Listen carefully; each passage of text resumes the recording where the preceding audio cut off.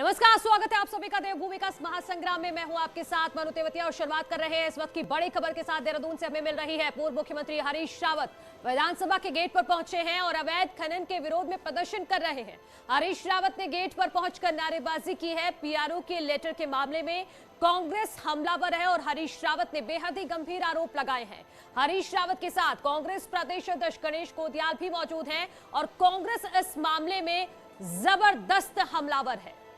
तो ये बड़ी खबर हम आपको बता रहे हैं देहरादून से, जहां विधानसभा गेट पर नारेबाजी कर रही है कांग्रेस और इसका नेतृत्व कर रहे हैं पूर्व मुख्यमंत्री हरीश रावत।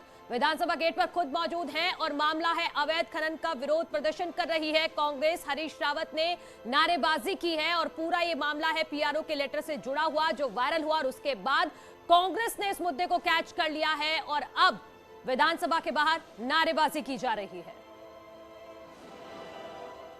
बागेश्वर में 3 गाड़ियों का चालान रद्द कराने को लेकर लगातार बवाल चल रहा है और अब सीएम पुष्कर धामी ने बागेश्वर एसपी को लिखी चिट्ठी मामले को लेकर संज्ञान लिया है। सीएम ने पीआरओ नंदन बिष्ट को बर्खास्त कर दिया है। पीआरओ ने बागेश्वर एसपी को चिट्ठी लिखी थी जिसमें 3 गाड़ियों के चालान कैंसिल करने की बात कही गई थी। चिट्ठी वायरल होने के बाद सीएम ने पीआरओ को बर्खास्त कर दिया।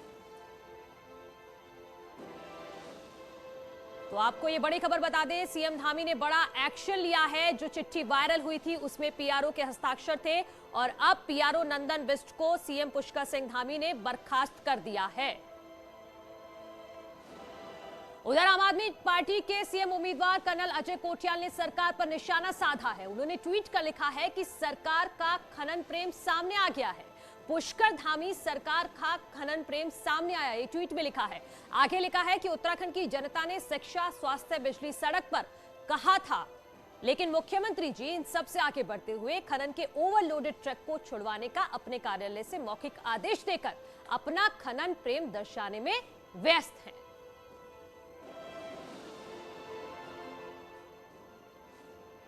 बीजेपी सरकार के कार्यकाल के विधानसभा सत्र के आखिरी दिन रोजगार का मुद्दा उठा। विपक्ष इस पर विशेषाधिकार हनन का प्रस्ताव लाया। विपक्ष ने आरोप लगाया कि 1 साल में सरकार के 2 मंत्रियों ने अलग अलग बात कही। वहीं भारी हंगामे के कारण विधानसभा को स्थगित करना पड़ा। विधानसभा में विपक्ष लगातार हमलावर दिखा। विपक्ष ने आरोप लगाया कि 2020 में संसदीय कार्य मंत्री ने 10 लाख नौकरी की बात कही थी और अब 7 लाख नौकरी की बात कही है और सरकार के पास रोजगार को लेकर सही जवाब नहीं है। इसीलिए विपक्ष को विशेषाधिकार हनन का प्रस्ताव लाना पड़ा क्योंकि सरकार ने सदन में गुमराह किया है। वहीं विधायक काजी निजामुद्दीन ने कहा है कि 7 लाख नौकरी के हिसाब से हर विधानसभा क्षेत्र में 10,000 लोगों को रोजगार मिला, लेकिन हकीकत सबके सामने है। विधानसभा सत्र के आखिरी दिन सरकार को अपने विधायकों की वजह से ही मुश्किल का सामना करना पड़ा। किच्छा से विधायक राजेश शुक्ला, खानपुर से विधायक कुंवर प्रणव चैंपियन और झबड़ेरा से विधायक देशराज कर्णवाल ने विशेषाधिकार हनन का मुद्दा उठाया। तीनों विधायकों का कहना है कि अफसर बात नहीं सुनते, लेकिन कोई कार्रवाई भी नहीं होती। विशेषाधिकार है जो विधानसभा में पीठ से इसमें निर्देश दिए जाते हैं या जो समिति का गठन होता है वो समिति इस पर निर्णय लेती है। ये सरकार के पास बाद में जाता है, लेकिन क्योंकि अब समय कम है इसलिए मैंने कहा है कि प्रमुख सचिव समाज कल्याण, मैं आपके माध्यम से कहना चाहता हूं कि सोमवार को इसका प्रचार प्रसार कर दे। उत्तराखंड चुनाव के मुहाने पर खड़ा है और जल्द ही आचार संहिता लागू हो सकती है। अब विधानसभा चुनाव को लेकर कांग्रेस ने प्रत्याशी चयन की प्रक्रिया भी तेज कर दी है। पार्टी में टिकट मांग रहे दावेदारों से आवेदन फॉर्म भरवाए जा रहे हैं।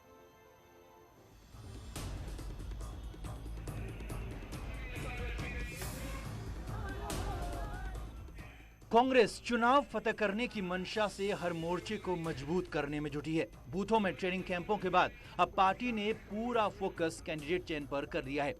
हर विधानसभा में दावेदारों को आवेदन फॉर्म मुहैया कराए गए हैं। इस फॉर्म में दावेदार को व्यक्तिगत जानकारी के साथ ही सदस्यता अभियान में भागीदारी, संगठन में वर्तमान पद के साथ ही पूर्व में लड़े चुनाव की स्थिति का ब्यौरा देना है।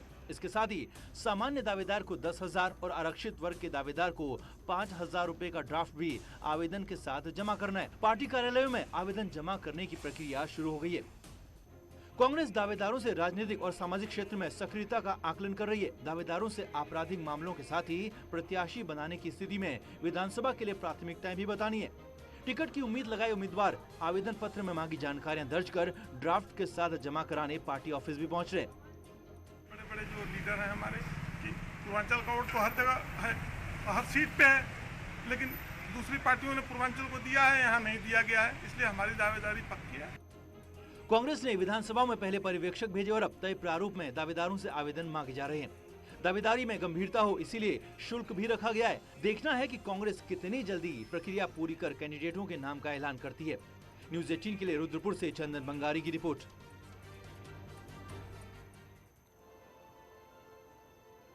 उत्तराखंड की सियासत में इंदिरा हृदयेश का नाम काफी बड़ा रहा है और अब भले ही वो दिवंगत हो, लेकिन चुनाव करीब आते ही उनका दबदबा उनके विधानसभा क्षेत्र हल्द्वानी में एक बार फिर से दिखने लगा है। ये रिपोर्ट देखिए।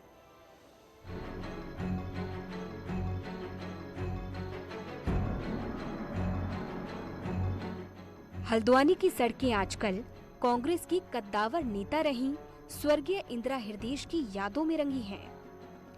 विधानसभा चुनाव से ठीक पहले इंदिरा को याद दिलाते ये होर्डिंग बहुत कुछ बयां कर रहे हैं। इंदिरा हृदयेश के राजनीतिक उत्तराधिकारी और उनके बेटे सुमित के होर्डिंग भी मां की तस्वीर के साथ लगे हैं। ऐसे में सुमित मां के अधूरे सपने पूरे करने का दावा कर रहे हैं। सुमित का दावा है कि हल्द्वानी में 2022 का चुनाव इंदिरा के नाम पर ही लड़ा जाएगा। नहीं, देखिए, अवश्य कोई भी अगर ये गलतफहमी में हो कि ये इंदिरा जी का चुनाव नहीं है तो उसे गलतफहमी कतई मिनटों में नहीं, सेकंडों में दूर कर देनी चाहिए।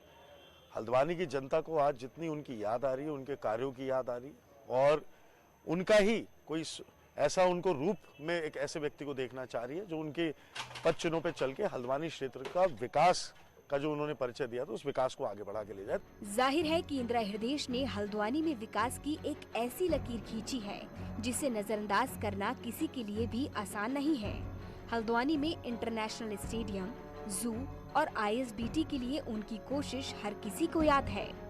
मुझे लगता है कि इंदिरा जी को जो हल्द्वानी की जो पहचान बनी वो निश्चित रूप से स्वर्गीय इंदिरा हृदयेश जी के उससे बनी और उन्होंने यहाँ जो सड़कें हैं, जो यहाँ पार्क हैं और जो ISBT के निर्माण की बात हो, चाहे ये यहाँ पार्क की बात हो, तो निश्चित रूप से मुझे लगता है कि हल्द्वानी को का जो समग्र विकास करने में जो भूमिका रही है वो इंदिरा हृदयेश जी की रही। 2022 पहला ऐसा चुनाव होगा जब हल्द्वानी से इंदिरा हृदयेश मैदान में नहीं होंगी, इसलिए 2022 का चुनाव इंदिरा के उत्तराधिकारी का चुनाव भी होगा। ऐसे में इंदिरा के निधन के बाद उनके उत्तराधिकारी का चुनाव देखने लायक होगा। हल्द्वानी से न्यूज़ 18 के लिए शैलेंद्र नेगी की रिपोर्ट। राज्य में सड़कों की खराब हालत को लेकर आम लोगों को अक्सर परेशान होना पड़ता है, जिसकी बड़ी वजह होता है खराब क्वालिटी का काम। लेकिन आप हैरान रह जाएंगे ये जानकर कि उत्तराखंड विधानसभा के कैंपस में क्वालिटी काम नहीं हो रहा। विधानसभा में सिंचाई विभाग ने इतना खराब काम किया है कि सड़क अभी से उखड़ने लगी है, जबकि काम को ज्यादा दिन नहीं हुए हैं। वहीं सिंचाई मंत्री ने जब खुद अपने विभाग का काम देखा तो जांच की बात करने के अलावा उनके सामने कोई विकल्प ही नहीं था। उस पर हैरानी की बात यह है कि सिंचाई और PWD विभाग मंत्री सतपाल महाराज के ही पास है।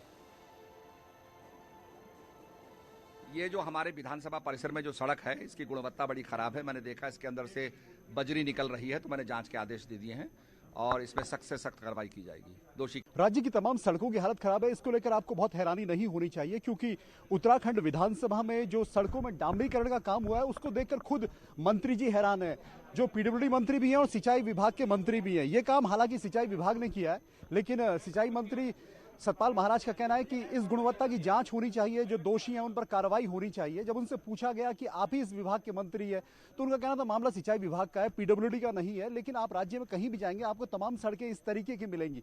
लेकिन सबसे हैरानी की बात यह है कि विधानसभा परिसर में अगर सड़कों की हालत ऐसी है तो बाकी जगहों पर सड़कों की हालत खराब है, तो इसको लेकर आपको बहुत ज्यादा हैरानी नहीं होनी चाहिए। और अब देखना होगा कि आगे इसमें क्या कार्रवाई हो पाती है, लेकिन यह मामला अपने आप में हैरान करने वाला है। कैमरा पर्सन भरत शर्मा के साथ दीपांकर भट्ट, न्यूज़ 18 देहरादून। एक छोटा सा ब्रेक ले रहे हैं, जल्द लौट रहेगा, इमेज आइए।